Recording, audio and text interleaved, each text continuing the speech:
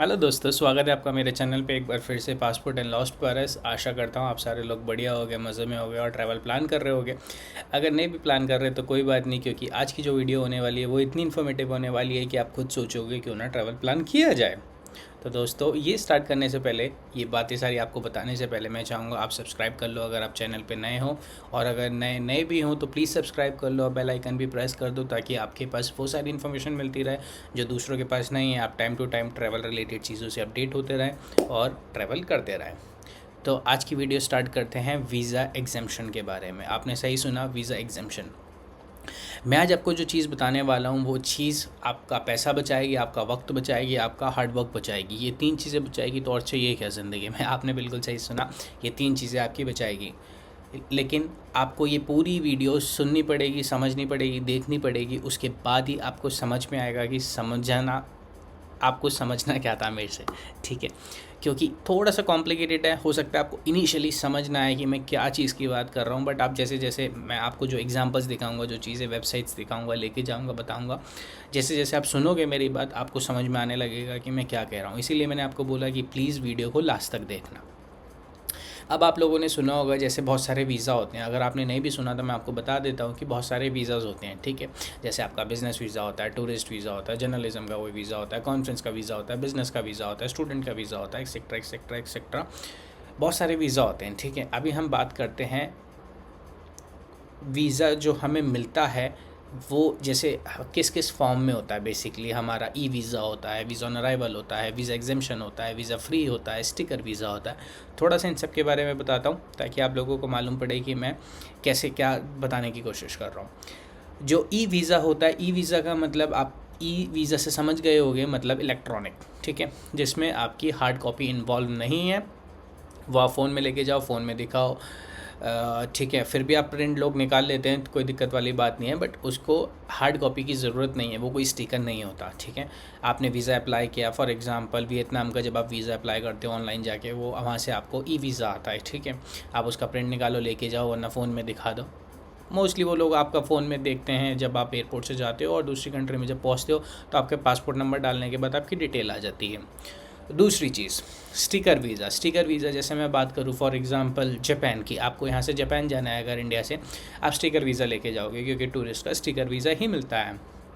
तीसरा, अगर मैं बात करूँ वीज़ा ऑन अराइवल की, अब आप इस चीज़ में कन्फ्यूजन मत होना कि वीज़ा ऑन अराइवल और स्टिकर वीज़ा, भैया वीज़ा ऑन अराइवल में भी स्टिकर लग रहा है तो पारस भाई ये हमें क्या गलत चीज़ बता रहा है। मैं आपको गलत चीज़ नहीं बता रहा हूँ, मैं आपको ये समझा रहा हूँ कि वीज़ा ऑन अराइवल का मतलब होता है कि आपको उस देश में पहुँचने के बाद जो वीज़ा मिलेगा उसे वीज़ा ऑन अराइवल बोलते हैं। वो कुछ भी फॉर्म में हो सकता है, वो स्टिकर मारे, स्टैम्प मारे, कुछ ना मारे, वो आपकी दिक्कत नहीं है, ठीक है। बहुत सारी कंट्रीज़ में शुरू हो गया है एग्जिट एंट्री स्टैम्प नहीं मारते हैं, तो आप उस चक्कर में मत जाओ। आप बस ये समझो कि आपको तैयारी करके कुछ नहीं जाना है, आप बस इंडियन नेशनल लो। और अगर वो जो रिक्वायरमेंट्स है, फॉर एग्जांपल कैम्बोडिया लोग जाते हैं तो $500 वो बोलते हैं, मांगते हैं। आपकी ऑनवर्ड टिकट या रिटर्न टिकट होनी चाहिए, वो मांगते हैं, तो आपको वीज़ा ऑन अराइवल मिलेगा, ठीक है। वो आपको वीज़ा ऑन अराइवल मिल गया। अब आपने स्टिकर वीज़ा समझ लिया, ई वीज़ा समझ लिया, वीज़ा ऑन अराइवल समझ लिया। अब समझते हैं वीज़ा फ्री। वीज़ा फ्री के अंदर क्या होता है, फॉर एग्जांपल मैं बात करूँ इंडियंस के लिए, मलेशिया। मलेशिया में आपको वीज़ा की ज़रूरत नहीं है। आप पासपोर्ट लेके जाओगे, आप दिखाओगे पासपोर्ट है, अच्छा, वो जो भी अपने चेकिंग चुकिंग करेंगे, उसके बाद स्टैम्प मारेंगे, जी जाओ, ये हो गया। उसके बाद आता है वीज़ा एग्जेम्पशन। ये चीज़ बहुत इंपॉर्टेंट है आप लोगों को। ये सिर्फ मैं बात उन लोगों के लिए नहीं कर रहा हूँ जो ट्रैवल में नए हैं, ट्रैवल की दुनिया में जिन्होंने कभी ट्रैवल नहीं किया। ये मैं बात उन लोगों के लिए भी कर रहा हूँ, भले ही वो एजेंट हो, भले ही वो बहुत सारी कंट्रीज़ में ट्रैवल किया हो, बट ये चीज़ें लोगों को नहीं मालूम होती। आप अपना पैसा, हार्डवर्क, टाइम बचा सकते हो, वो मैं आपको समझाता हूँ। जैसे फॉर एग्जांपल आप लोगों ने बहुत सारी वीडियोस देखी होगी कि फ़िलीपींस के लिए वीज़ा नहीं चाहिए, 14 दिन आप घूम सकते हो अगर आपके पास सिंगापुर, ऑस्ट्रेलिया का वीज़ा है, ठीक है। आप कहोगे पारस भाई ये कौन सी नई बात है, लेकिन भैया इसके अलावा भी बहुत सारी कंट्रीज़ हैं। ये फ़िलीपीन आपको कैसे मालूम पड़ा? आपने या तो यूट्यूब की कोई वीडियो में देखा होगा, किसी ने बताया होगा, या चलो बहुत कम लोगों ने वेबसाइट पे जाके चीज़ देख ली होगी। बट ये एक कंट्री है, दूसरी भी कंट्री होगी, तीसरी भी कंट्री होगी, ठीक है। हर चीज़ के अलग अलग टर्म्स कंडीशंस होती हैं। कोई आपको 14 दिन दे रहा है, कोई 10 दिन दे रहा है, हर हिसाब अलग अलग होता है, ठीक है। कोई ट्रांजिट वीज़ा फ्री करता है, कोई ये वीज़ा फ्री करता है, कोई आप बोलता है कि आपके पास स्टिकर होना चाहिए इस कंट्री का, कोई बोलता है आपके पास पीआर होना चाहिए। फॉर एग्जांपल आपके पास यूएस का वीज़ा है तो आप टर्की के लिए इलेक्ट्रॉनिक वीज़ा आप अप्लाई कर सकते हो, आपको कहीं जाने की ज़रूरत नहीं है, घर बैठे आप कर सकते हो। बट वही चीज़ आप टर्की के वीज़ा पे लगाओगे, मतलब वीज़ा अप्लाई करने जाओगे तो आपको वही सारे प्रोसेस, मतलब जो भी फॉर्मेलिटीज़ होती है, डॉक्यूमेंट्स करना पड़ेगा। अब जो मैं आपको समझाने वाला हूँ ये चीज़ वीज़ा एग्जेम्पशन काम कैसे करता है। तो वीज़ा एग्जेम्पशन आप समझ लो एक बड़ा पेड़ है, उसके बाद जो उसकी ब्रांचेस हो गई, यानी कि ये nationalities, for example India, Pakistan, Japan, China, ये सारी नेशनलिटी। उसके बाद जो उनकी सब ब्रांचेस होगी उसमें कि आपके पास ये वाले वीज़ा होने चाहिए तो आप ये चीज़ का लाभ उठा सकते हो। अब मैं बात करूँगा एक ऐसी कंट्री की और 3 ऐसी कंट्रीज़ की जहाँ, मतलब एक कंट्री जहाँ का वीज़ा हमारे पास है और 3 कंट्री जहाँ का वीज़ा हमें ज़रूरत नहीं है, ठीक है।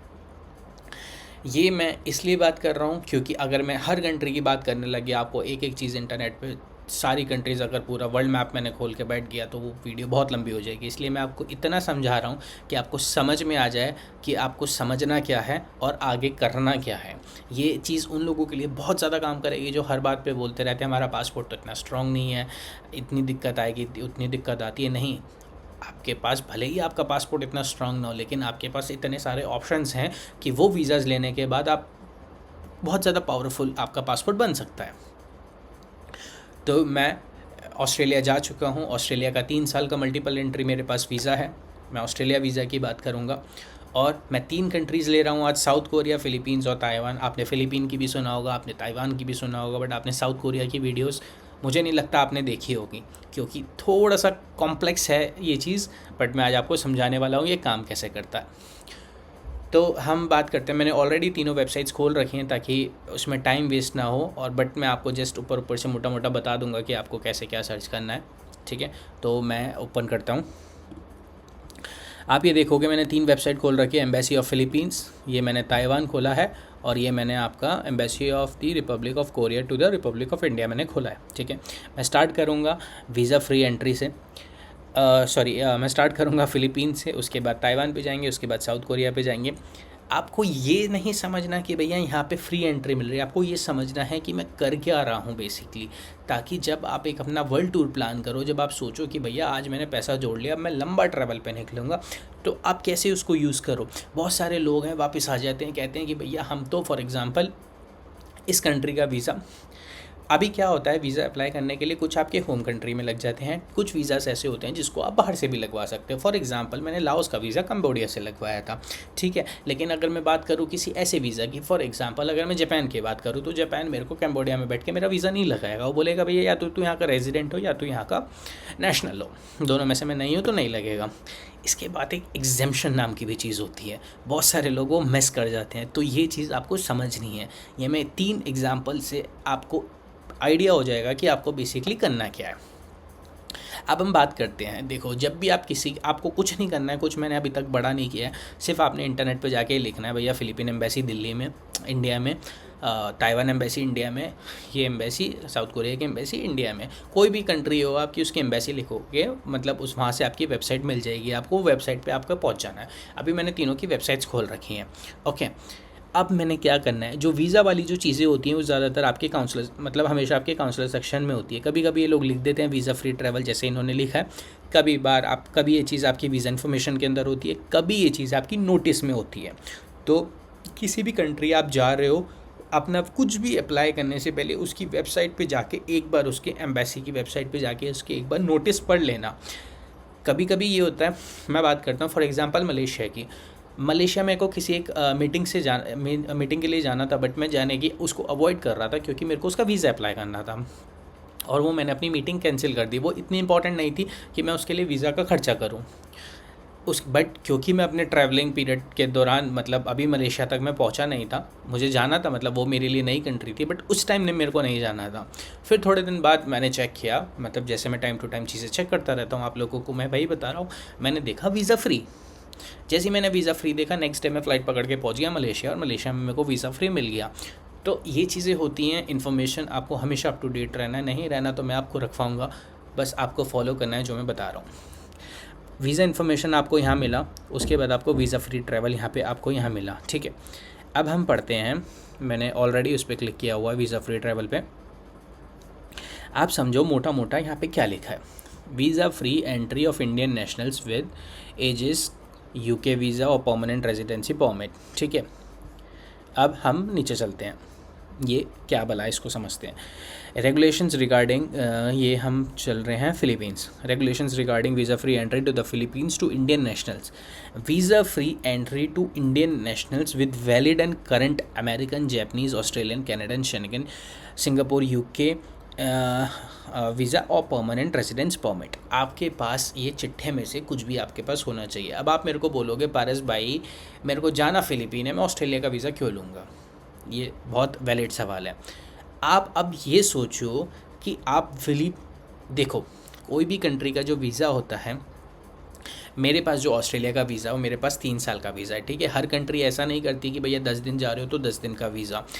अगर आपको मालूम है कि भैया आपको 1 साल में ये कंट्रीज़ ट्रैवल करनी है, थोड़ा सा आपको दूर का सोचना पड़ेगा। ठीक है, अब मेरे पास ऑस्ट्रेलिया का वीज़ा है, मैं अपने ऑस्ट्रेलिया वीज़ा के वो ख़त्म होने से पहले, खैर वो ख़त्म हो भी गया तो वो रिन्यू मैं करूँगा उसको, उससे पहले मैं सारी चीज़ें निपटा दूँगा। ठीक है, तो मेरे पास अभी बेनिफिट है कि मेरे को फ़िलीपीन में मेरे को माथा का पीछी नहीं करनी है इसमें भैया ईमेल करो। आपको अगर मालूम होगा इतना ईजी भी नहीं है, मतलब आपको पहले ईमेल से अपॉइंटमेंट लेनी पड़ती है, फिर आपको फॉर्म्स वगैरह भरने पड़ते हैं, स्कून करके वापस भेजना पड़ता है, डॉक्यूमेंट्स देने पड़ते हैं। और ये चीज़ें आप जो खुद से कर सकते हैं बहुत बढ़िया, जो खुद से नहीं कर सकते वो एजेंट के थ्रू जाते हैं। मैं कुछ भी जो बोल रहा हूँ यहाँ पे आप लोग सुन रहे हो, ऐसा नहीं है कि मैं कुछ भी कहानी बना के बोल रहा हूँ। आप जिन लोगों को जानते हो जो फ़िलीपींस गए आप पूछ लो, उसमें से मोस्टली लोग, काफ़ी लोग ऐसे होंगे जो प्रॉपर वीज़ा अप्लाई करके गए हैं। मैं ट्रैवलर्स की बात नहीं कर रहा, जो सिर्फ एक फ़िलीपींस गए हैं मैं उनकी बात कर रहा हूँ। मोस्टली ट्रैवलर्स को हो सकता है चीज़ें मालूम हो और वो गए हों, तो कुछ केसेस में उन्हें भी मालूम नहीं होगा। बट मैं बात कर रहा हूँ उन लोगों की जो स्पेशली एक कंट्री गए हैं। फॉर एग्जांपल मैं 2 हनीमून कपल वाले लोग थे जिन्हें मैं फ़िलीपींस में मिला था, और दोनों एजेंट के थ्रू उन्होंने वीज़ा अप्लाई कराया था और उन्होंने पैसे अपने अपने लगाए थे। मैं ये नहीं कह रहा ऑस्ट्रेलिया वीज़ा और फ़िलीपीन वीज़ा के पैसे सेम है, ऑफकोर्स फ़िलीपीन वीज़ा के पैसे कम हैं बट ऑस्ट्रेलिया के ज़्यादा हैं। मैं बात कर रहा हूँ कि एक हेल्पिंग हैंड ले लो, जिसके बाद ये सारे छोटे मोटे चीज़ें, सर दर्द, पैसा वेस्ट करना, डॉक्यूमेंट देना, ये आपके लिए ख़त्म हो जाए। ठीक है, अगर आप फ़िलीपीन के लिए अलग से ले रहे हो, ताइवान के लिए अलग से ले रहे हो, इसके लिए अलग से ले रहे हो, उसके लिए अलग से ले रहे हो, अगर सीधा आप वो वीज़ा ले लो ना जो आपको ये सारे प्रॉब्लम का सॉल्यूशन दे। मेरे को फ़िलीपीन एम्बेसी से डील ही नहीं करना पड़ा, ना किसी का ईमेल करना पड़ा, ना कुछ देखना पड़ा। भैया मैं गया वहाँ पे एयरपोर्ट पे, उन्होंने मेरा पासपोर्ट लिया, देखा, डिटेल्स डाली, मेरे को जी एंट्री मिल गई। और क्या चाहिए आप लोगों को? क्यों पैसे वेस्ट करने हैं? वही मैं चीज़ बता रहा हूँ आपको, तो आप समझो। ठीक है, आपके पास visa free entry to the Philippines, ये हमने पढ़ा। मेरे पास जब मैं पहुँचा तो मेरे पास जापान का था, मेरे पास जापान भी था, ऑस्ट्रेलिया भी था, सिंगापुर भी था। ठीक है, ये मेरे पास ऑस्ट्रेलिया और सिंगापुर मेरे पास दोनों 3 साल के मल्टीपल एंट्री है, तो मेरे को कोई दिक्कत नहीं हुई। यहाँ पे आपको मिल गया। आप अभी आगे पढ़ेंगे। ठीक है, इसको ये आप पूरा पढ़ लेते हैं। मेरे को नहीं लगता ये चीज़ इंपॉर्टेंट है, बट आप लोगों के लिए इम्पॉर्टेंट है क्योंकि आपको हर एक चीज़ पढ़नी है। ठीक है, जाने से पहले मैं ये जो इसके 4 बेसिक पॉइंट्स हैं वो मैं पढ़ लेता हूँ। Either a valid and a current American, Japanese, Australian, Canadian, Schengen, Singapore, UK और पीआर। या तो आपके पास ये वाले and either a valid and a current, या तो आपके पास ये वाले वीज़ा होने चाहिए या पीआर होनी चाहिए आपके इनके पास। ठीक है, मेरे पास वीज़ा था। पासपोर्ट 6 महीने की वैलिडिटी, हमेशा ये मैं बोलता हूँ 6 महीने की वैलिडिटी आपकी होनी चाहिए। रिटर्न और ऑनवर्ड टिकट, ये आप लोगों को मालूम है, कोई बड़ी बात नहीं है। और दूसरा डेरोगेटरी आपका record with the bureau of immigration. उसके बाद the 14-day visa free entry may be extended by an additional 7 days for a maximum of 21 days। ये बोल रहा है कि 4-7 दिन के लिए और बढ़ सकती है, बट अभी हमारा फोकस है सिर्फ ये 14 दिन पे। ठीक है, फ़िलीपींस के अंदर मैं गया था 13 days के लिए। बहुत सारे लोगों को मैंने देखा 3 दिन, 4 दिन, 5 दिन के लिए ऐसे गए हैं। ऐसा कुछ हर जगह पे नहीं है घूमने का, सीधा लोग आइलैंड पे पहुंचते हैं, जो टूरिस्ट अट्रैक्शन होता है वो देखते हैं, उसके बाद जगह स्विच करते रहते हैं। ठीक है, तो यहाँ आपको मिल रहा है 14 दिन वीज़ा फ्री, यानी कि 0 रुपीज़। ना आपको दिमाग खर्च करना, ना आपको पैसा खर्च करना, ना आपको आइटनरी बनानी, ये बनाना, वो बनाना, किसी के कोई सवाल का कोई जवाब नहीं देना। ऑस्ट्रेलिया वीज़ा लेके पहुँच जाओ। अब आप समझना शुरू करना कि इम्पोर्टेंस। ठीक है, मैं बाद में सारे आपको इनको जोड़ के बताऊंगा कि इम्पोर्टेंस, कौन कौन सी इम्पोर्टेंस आप ले सकते हो जो आपके लिए सारे दरवाजे खोल दे। ठीक है, फ़िलीपींस की कहानी, स्टोरी ख़त्म, आप फ़िलीपींस एंजॉय करो। अब आते हैं ताइवान के ऊपर। ताइवान की बात करते हैं। ताइवान में मैं ऑलरेडी वेबसाइट पे आ चुका हूँ वीज़ा सर्विसेज में, जैसे मैंने आपको बताया वीज़ा काउंसलर सेक्शन, इन सेक्शंस में आप आओ, ठीक है। अब आप ये पहले थोड़ा तामझाम पढ़ लो, ठीक है। ये वीज़ा अप्लाई करने के लिए tourism visa process, online visa registration, print out fill the visa form and sign, visa fees, अच्छा फ़ीस भी है, फ़ीस तो फ्री में तो कोई नहीं भेजता भैया। Required documents, online filled visa form with signature, visa request letter with the purpose, okay. Detail day to day itinerary, अच्छा जी, अब आपको यहाँ पे डे टू डे आइटनरी डालनी है। Confirmed round trip ticket and confirmed hotel booking, अच्छा आपको ये भी देनी है। NOC letter from the employer, आपको ये भी देना है जी, ठीक है। And from the parents if applicant is under 18 year of age, ठीक है। 2 पासपोर्ट साइज़ फ़ोटो भी देनी है आपको जी। पासपोर्ट ओरिजिनल आपका 6 महीने वैलिडिटी के साथ होना चाहिए। फाइनेंशियल प्रूफ भी देना है भैया आपके लिए। ITR भी आपको देनी है। पर्सनल सैलरी अकाउंट स्टेटमेंट भी देनी है। Other documents related to the tour for those attending a conference invitation, ये आपने इतनी सारी चीज़ें देनी हैं। क्यों? जब सॉल्यूशन है मार्केट में तो आपको ये समझना है कि वो सॉल्यूशन क्या है। मैंने इस चिट्ठे को नहीं दिया, फिर भी मैंने ताइवान में मज़े किए। कैसे किए वो मैं आपको बताता हूँ। ताइवान में मैं ऐसे भी लोगों से मिला हूँ जो एजेंट हैं, मार्केट में लोगों को घुमा रहे हैं। मैं उस चीज़ पे किसी दिन अलग से वीडियो बनाऊंगा, वो एक बहुत बड़ा डिटेल टॉपिक है।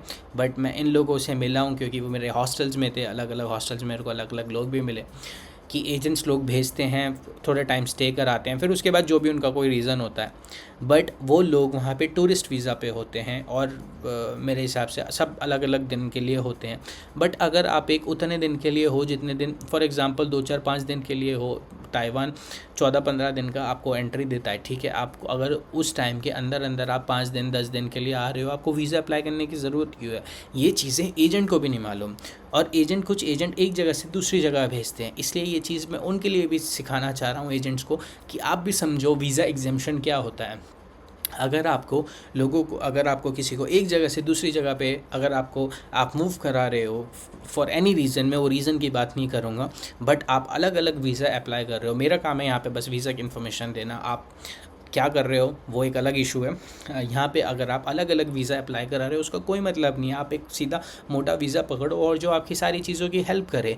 ऑस्ट्रेलिया से आप ऑस्ट्रेलिया भी जा सकते हो, बाकी कंट्रीज़ भी जा सकते हो। तो पैसा आपने बचाया, टाइम बचाया, माथा का पीछे बचाई ये पूरे छिट्टे से। उसके बाद हम चलते हैं visa exemption treatment for Indian passport holders with a valid visa or an expired visa less than 10 years prior to the date of arrival in Taiwan, यानी कि ताइवान पहुंचने से पहले, और permanent residence certificate issued by Australia, Canada, Japan, Korea, New Zealand और Schengen countries, UK, US, entry visa, resident card issued by ROC at any point in the last past 10 year, you are eligible to apply online for an ROC, ठीक है। अब हम ROC की बात करते हैं। मैं इस लिंक पे चला जाता हूँ for authorise certificate online registration, ताकि ये और डिटेल में आपके सारे चिट्ठे बता देगा। तो हम वहाँ से पढ़ेंगे बेसिकली चीज़, बट आपको मोटा मोटा समझ में आ गया होगा। ये वीज़ा जिनके पास होते हैं उन्हें ज़रूरत नहीं है, ठीक है। अब हम आगे चलते हैं।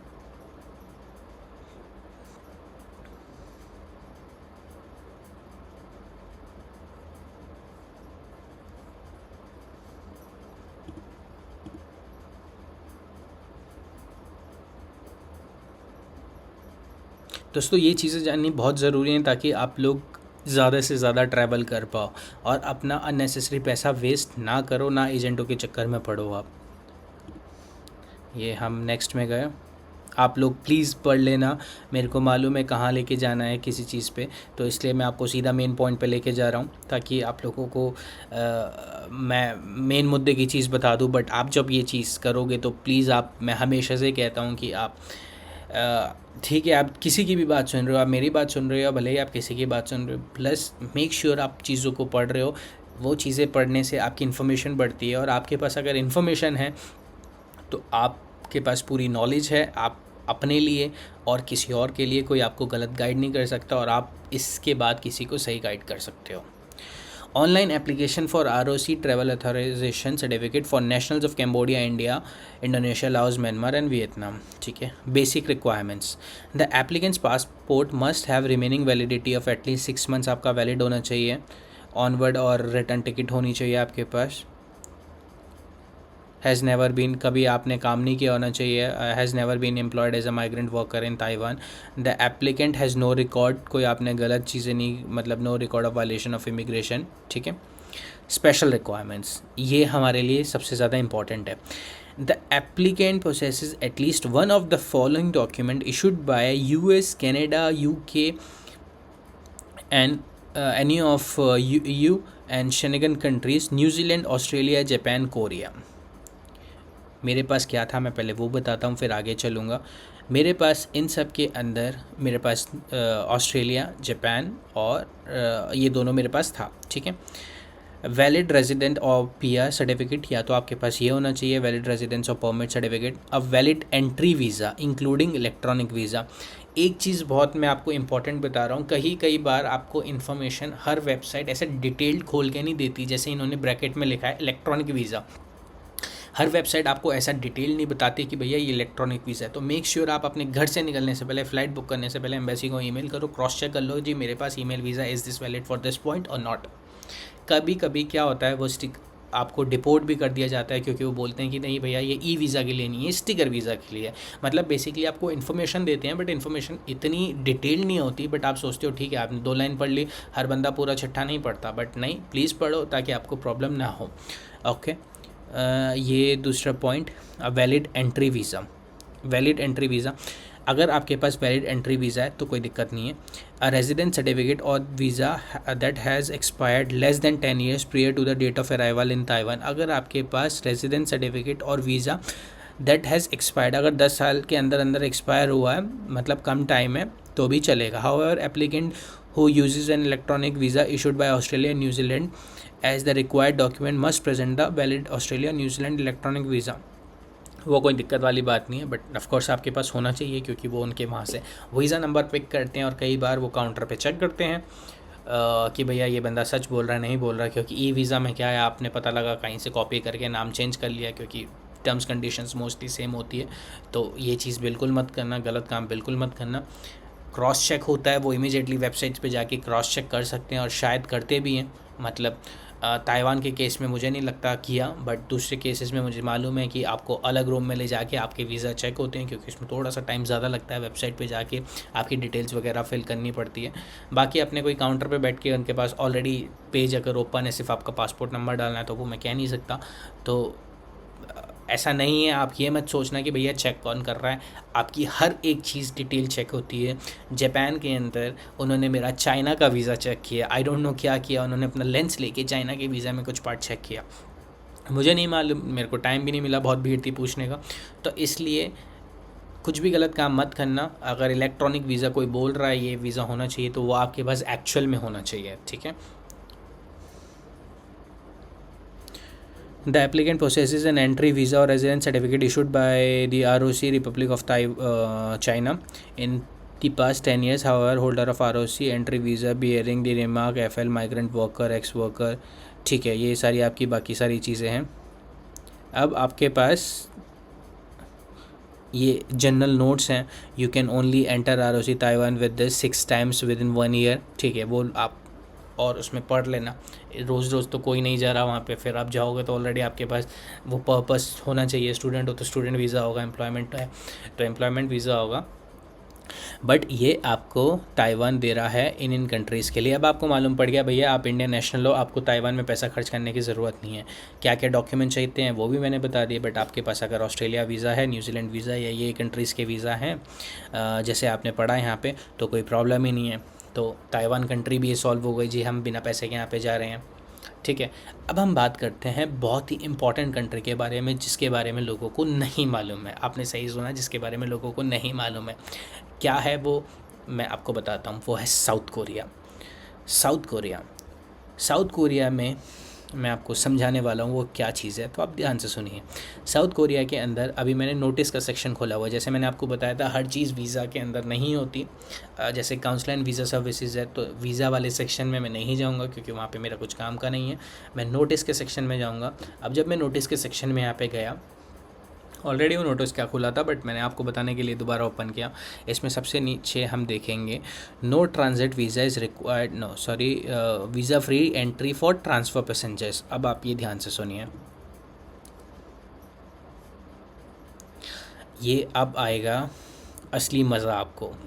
Visa free entry for transfer passengers, थोड़ा सा ध्यान से समझिएगा क्योंकि ये इतना ईज़िली समझ में आने वाला नहीं है, आ जाएगा बट अगर आपको थोड़ा सा ध्यान से समझना पड़ेगा, ठीक है। अभी ये क्या चीज़ है, ये बेसिकली आपको visa free entry for transfer passengers, visa free entry for third country transit passengers, resume 30 अप्रैल 23, शायद ये बंद हुआ होगा फिर ये रेज्यूम हुआ होगा। एलिजिबिलिटी एक्सक्लूडिंग, इनको छोड़ के, excluding nationals of 23 countries that are not granted visa free entry to Jeju, ये जो कंट्रीज़ हैं जो जिन्हें फ्री एंट्रीज अलाउड नहीं है, ग्रांट नहीं है, उनको छोड़ के, मतलब आप इन कैटेगरी में हो ही नहीं, सीरिया, सूडान, ये वो, इसमें आपका इंडिया नहीं है। बहुत बढ़िया बात है। अब हम आगे चलेंगे। National of countries that need a visa to enter Korea and meet 1 and 2, अब वो कंट्रीज़ जिन्हें वीज़ा चाहिए और जो मीट करते हैं यहाँ पे। अब आप ध्यान से सुनो, यहीं सारा मज़ा है। Hold a visa including PR residency re entry permit to enter either the US including Guam, Saipan, Canada, Australia और न्यूजीलैंड, ठीक है। अब transit through Korea to enter one of the above mention 4 countries, आपको कोरिया से होते हुए इन 4 मुल्कों में जाना है। आप मेरी बात सुनिए, पूरा समझने के बाद आपको समझ में आ जाएगा कि बात क्या चल रही है। Transit through Korea to enter one of the above mention countries, ठीक है। आपको कोरिया से होते हुए यहाँ जाना है। Has stayed in and departed from the above 4 mention countries, या तो आप रहे हो या आप जा रहे हो, मतलब आप वहाँ से निकल रहे हो बेसिकली, ठीक है। आपने फॉर एग्जांपल मैं बात करूँ कनाडा, ऑस्ट्रेलिया की बात करता हूँ, तो आप ऑस्ट्रेलिया से आए हो, कोरिया आए हो, ठीक है। 2 बातें हो रही हैं, अभी तक 2 बातें हुई हैं। And transit through Korea bound for the country of origin और अ थर्ड कंट्री, यानी कि यहाँ से गुजरते हुए ऑस्ट्रेलिया, कोरिया, उसके बाद कंट्री ऑफ ओरिजिन और अ थर्ड कंट्री। अब आपने मेरी बात सुनी, यानी कि आपका कोरिया बीच में आना चाहिए, साउथ कोरिया को बीच में आना चाहिए, ठीक है। ऐसा नहीं कि भैया यहाँ से आप साउथ कोरिया की फ़्लाइट लेके चले जा रहे हो और सर जी मेरे को फ्री वीज़ा दे दो, नहीं, ये वीज़ा नहीं है। तो ये एक ट्रांजिट वीज़ा है, तो ये ट्रांजिट की तरह ही काम करेगा, ठीक है। इसको आपको सेंटर में ही रखना पड़ेगा, ये आपको समझ में आ गया होगा। Transit through Korea to enter one of the above 4 mention countries has stayed in and departed from, यहाँ से गुजरना है आपको, साउथ कोरिया बीच में लेके आना है, उसके बाद कंट्री ऑफ ओरिजिन, ठीक है, और थर्ड कंट्री। ये आपका हो गया इन वीज़ाज़ के लिए। अभी तक बात चल रही थी, ये यूरोप के वीज़ा की बात नहीं चल रही थी, अभी ये बात, क्योंकि नीचे यूरोप का वीज़ा है इसलिए मैं आपको ऊपर दोबारा पढ़वा देता हूँ ये चीज़ को।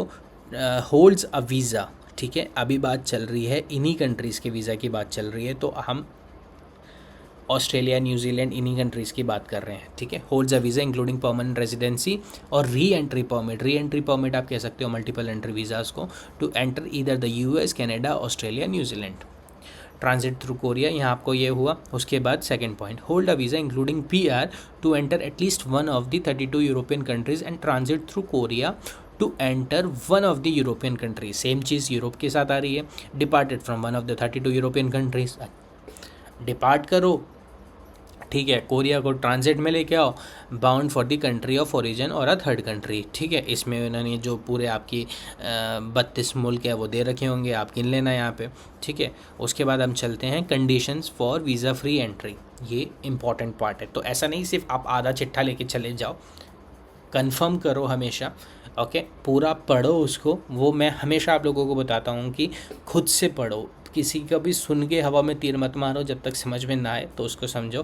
Conditions for visa free entry, hold a confirmed onward flight ticket for departure with in 30 days, तो ठीक है 30 दिन के अंदर अंदर ये आपको आपकी फ़्लाइट होनी चाहिए आफ्टर एंटरिंग कोरिया। यानी कि आज मैं अगर कोरिया जा रहा हूँ फॉर एग्ज़ाम्पल 1 जुलाई को, तो 30 जुलाई से पहले पहले की मेरी आउट होने की टिकट होनी चाहिए।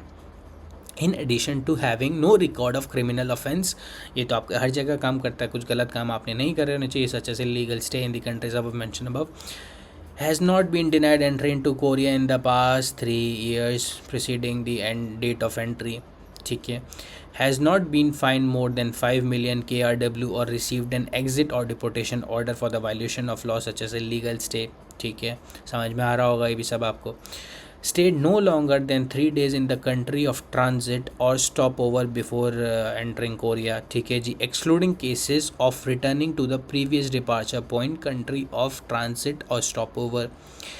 Details of for visa confirmation: US visa, US, Canada, New Zealand, 32 European countries accepted only when the visa sticker is affixed. ये मैंने आपको याद है चीज़ बोली थी, बहुत इंपॉर्टेंट पॉइंट है। अगर आप ये इंपॉर्टेंट पॉइंट मिस कर जाते तो आपका हो सकता है नुकसान हो जाता बड़ा। अगर आपके पास वीज़ा स्टिकर वीज़ा है तो ये साफ बोल रहा है, अगर स्टिकर वीज़ा है तो ठीक है, कोई क्या दे रहा है उससे कोई मतलब नहीं है, अपडेट क्या हो रहा है, वेबसाइट के अकॉर्डिंग, एम्बेसी के अकॉर्डिंग आपके पास इन देशों का स्टिकर वीज़ा होना चाहिए, ठीक है। ऑस्ट्रेलिया के केस में कहानी थोड़ी सी अलग है। Australia accepted only when the validity of visa can be confirmed via the visa entitlement verification online system of the Australian government VEVO, ठीक है। अब आप ये बोलोगे भैया अब ये कैसे हुआ, ये आपकी दिक्कत नहीं है, आपको इसमें नहीं घुसना है, वो कैसे अप्रूव चेक करेंगे, चेक करते हैं, हर जगह चेक करते हैं, क्रॉस चेक हो ही जाता है। बट यहाँ पे जब ये बोल रहे हैं चेक करेंगे, इसका मतलब ये है कि जब आप अपना ऑस्ट्रेलिया वीज़ा लेके काउंटर पे पहुँचोगे वो आपको कहेंगे, क्योंकि मेरे एक फ्रेंड ने बेसिकली ये ट्रांजिट किया है तो इसलिए मेरे को मालूम है, आपको एक रूम में लेके जाएंगे, वो आपके सिस्टम में चेक करेंगे, वेबसाइट पे जाके, कोई डरने वाली कोई बात नहीं है, आपके पास वीज़ा है, वो उनका काम है चेक करना, आपको कोई दिक्कत नहीं, आपको उन्हें फॉलो करना है, वापस लेके आएंगे स्टैम्प मार के आउट। तो इस तरह आपको मिला वीज़ा फ्री एंट्री। अब आप देखो visa status and period of stay, tourist transit B2 30 days, 30 days, और क्या चाहिए। आपने देखा कि किस तरह वीज़ा फ्री एंट्री हो रही है। तो दोस्तों आज की वीडियो में मैं आशा करता हूँ आप लोगों को पूरा समझ में आ गया होगा। अब मैं थोड़ा सा मोटा मोटा आपको बता देता हूँ कि आपको वर्ल्ड ट्रैवलर्स के लिए बेसिकली जिनके सपना है उनको पूरा विश्व घूमना है तो बिल्कुल रोना ना मचाओ, हमारा पासपोर्ट इतना स्ट्रांग नहीं है, ये नहीं है, वो नहीं है। इंटरनेट पे जाओ, जितनी इन्फॉर्मेशन गैदर कर सकते हो वो करो सबसे पहले। अब मैं बता रहा हूँ, जो मैं आपको इन्फॉर्मेशन बता रहा हूँ सबसे ज़्यादा आपको उस पर फोकस करना है। आपको क्या करना है, आपको जैसे आप लोगों को मालूम है हमारा US है, ठीक है, US है, UK है, कनाडा है, ऑस्ट्रेलिया है, न्यूजीलैंड है, शेंगन वीज़ा है, ठीक है। ये वीज़ास बहुत स्ट्रॉन्ग है। आपको क्या करना है इसमें से, अभी आपको मोटे मोटे वीज़ा पकड़ लेने हैं, ठीक है। अगर आप ने मानो सबसे पहले आपने क्या किया, मानो आप फॉर एग्जांपल, डिपेंड करता है कि आप किस जोन में जा रहे हो, राइट लेफ़्ट किधर कौन सी डायरेक्शन में, आप किस साइड कंट्री में जा रहे हो, ठीक है, एशिया में जा रहे हो, अफ्रीका में जा रहे हो, कहाँ जा रहे हो। आपके पास अगर अच्छा पैसा है, काफ़ी पैसा है, आप लेके अब बस निकलना है, बस पूरी दुनिया घूमनी है, 4-5 वीज़ाज़ उठाओ, आपके इतने रास्ते खुल जाएंगे जो आपको खुद आपने सोचा भी नहीं होगा। अच्छा ये चीज़ें हो सकती हैं, US का वीज़ा लो, शेंगन वीज़ा लो, ऑस्ट्रेलिया वीज़ा लो, सिंगापुर वीज़ा लो, UK वीज़ा लो, उसके बाद चीज़ें इतनी इजी हो जाएगी बहुत सारी कंट्रीज़ के लिए, आपके लिए। जैसे मैंने आपको बताया टर्की के लिए आपके पास अगेन जैसे मैंने यहाँ समझाया वैसे टर्की के लिए भी है कि अगर आपके पास US UK है तो आप ऑनलाइन अप्लाई कर सकते हो। तो आप ये बेनिफिट सोचो दोस्तों, ये बेनिफिट्स आपके पैसे बचा रहे हैं। वही चीज़ आप टर्की का वीज़ा जाके अप्लाई करोगे, आपको सारे डॉक्यूमेंट्स देने पड़ेंगे, नहीं, क्यों देने की ज़रूरत है। इसलिए एक लिस्ट बनाओ। फॉर एग्ज़ाम्पल आपने कोई भी ढूंढा, फॉर एग्ज़ाम्पल आपने US ढूंढा कि या US वीज़ा, अब आपको कैसे मालूम पड़ेगा कि कौन सी कंट्री के कौन से वीज़ा के फ़ायदेमंद है। थोड़ा बहुत इंटरनेट से स्टडी करो, एक नोट बनाओ, फिर ये देखो, फिर जैसे आपको मानो आया एक ऑस्ट्रेलिया वीज़ा फॉर एग्जांपल, ठीक है। अब आप इंटरनेट पर सर्च करो कि भैया ऑस्ट्रेलिया वीज़ा के क्या क्या बेनिफिट है, हम ऑस्ट्रेलिया वीज़ा से क्या क्या कौन कौन सी कंट्रीज़ में जा सकते हैं, ठीक है, आपको बताएगा, ठीक है। AI से पूछ लो आप, अच्छा है, या आप ऑनलाइन जाके पूछ लो कि भैया ऑस्ट्रेलिया वीज़ा के क्या क्या बेनिफिट है, या ऑस्ट्रेलिया वीज़ा से हम कहाँ कहाँ जा सकते हैं। फॉर एग्जाम्पल ऑस्ट्रेलिया ने बोला कि आप फ़िलीपींस जा सकते हो, फॉर एग्जाम्पल, ठीक है। वो दुनिया में कोई भी मुल्क हो सकता है, लेकिन अभी जो ज़ुबान पर नाम चल रहे हैं मैं उनसे बात करूँगा कि मानो ऑस्ट्रेलिया ने बोला, मतलब इंटरनेट सर्च ने बोला कि आप ऑस्ट्रेलिया से फ़िलीपींस जा सकते हो फॉर एग्जांपल। तो अब आपको ये नहीं बैग उठा के फ़िलीपींस चले जाना है, सीधा टिकट बुक कर लेनी है। आपको सबसे पहले फ़िलीपींस की एम्बेसी की वेबसाइट पे जाके चेक करना है कि क्या जो इंटरनेट सर्च बता रहा है वो सही है। उसके जब आपको मालूम पड़ जाए हाँ ये सही है, उसके बाद सारी उसकी टर्म्स कंडीशन क्लॉजेस ये वो सब पढ़ लो, बस इतनी सी बात है। और फिर ज़िंदगी के मज़े लो, आप पैसे बचाओ। तो आप ये देखो कि मैंने किस तरह मैं पैसे बचा रहा हूँ, किस तरह मैं एक वीज़ा पे कैसे कैसे आगे आगे जा सकता हूँ। मैं कोरिया जा ही रहा था, बट फॉर सम रीज़न मैं नहीं जा पाया। मेरे को घर आना था कोई इमरजेंसी रीज़न से, बट लकीली मेरा एक फ्रेंड मेरे को मिला जो जस्ट इंडिया से साउथ कोरिया होते हुए ऑस्ट्रेलिया, हम ऑस्ट्रेलिया में मिले थे। और क्योंकि ये चीज़ को समझने के लिए थोड़ा सा ये कॉम्प्लेक्स हो रहा था मेरे लिए, क्योंकि मेरा वीज़ा रिजेक्ट हुआ था बेसिकली। ये इन्फॉर्मेशन मेरे को नहीं थी, इसलिए मैं आज अपनी गलतियों से सीख के आप लोगों को समझाता हूँ। मेरा वीज़ा रिजेक्ट हुआ था, इसलिए मेरे को ये चीज़ मैंने कभी सोचा ही नहीं था उस बारे में, और कभी इंटरनेट पे ये चीज़ कॉमन नहीं है, वीडियो आपको नहीं मिलेगी साउथ कोरिया के बारे में। तो मैं ऑस्ट्रेलिया में साउथ कोरिया के एम्बेसी में गया था। उसके बाद मेरे को वो एक इंडियन बंदा मिला, जो मतलब मेरा दोस्त मेरे को मिला, जो इंडिया से कोरिया होते हुए ऑस्ट्रेलिया आया था। मुझे भी नहीं मालूम था वो ऑस्ट्रेलिया आ रहा है, बट बाद में मालूम पड़ा। और फिर जब मैंने उसके साथ ये बात डिस्कस करी, तो मतलब जिस चीज़ पे मैं बेसिकली काम कर रहा था वो चीज़ यहाँ पे आके काम कर गई, और मेरे को रिकन्फर्मेशन हो गई कि हाँ ये चीज़ है, मतलब करेक्ट है। तो बेसिकली दोस्तों मैं चीज़ें इसलिए कर रहा हूँ, इसलिए बताता हूँ ताकि आप लोगों को वो प्रॉब्लम ना हो। आपको कैसे काम करना है, आपको वीज़ाज़ देखने हैं, उसको पूछना है इंटरनेट को कि भैया क्या क्या इस वीज़े से क्या क्या फ़ायदे हैं। उसके बाद उसकी वेबसाइट पे जाके उनके नोटिस चेक करने हैं। आपको सारी चीज़ें नोटिस पे या होम पेज पे कुछ ना कुछ आपको मिलता रहेगा, वहीं असली अपडेट आते हैं। अब आप किसी मिनिस्टर के साथ जाके नहीं बैठ रहे, आपको मालूम पड़ेगा भैया क्या डील हो रही है। मैं अपनी बात करूँ, पॉलिटिक्स में ज़ीरो इंटरेस्ट है, इसलिए मुझे कुछ नहीं मालूम कहाँ क्या हो रहा है, बट मैं सारा इन्फॉर्मेशन वेबसाइट से गैदर करता हूँ। तो आप भी ऐसे ही करो, और उसके बाद चाहो तो एक दो वीडियो देख लो, और बस यही है। तो दोस्तों आशा करता हूँ आप लोगों को बहुत सारी चीज़ें समझ में आई होगी। फिर भी कोई डाउट हो तो कभी भी आप मेरे को इंस्टाग्राम, व्हाट्सअप या कमेंट करके मेरे को पूछ सकते हो। मैं आपके सारे डाउट्स को सब क्लियर करूँगा। और फिर मिलेंगे दोस्तों अगली वीडियो में नई इन्फॉर्मेटिव वीडियो के साथ। और बाय बाय, टेक केयर।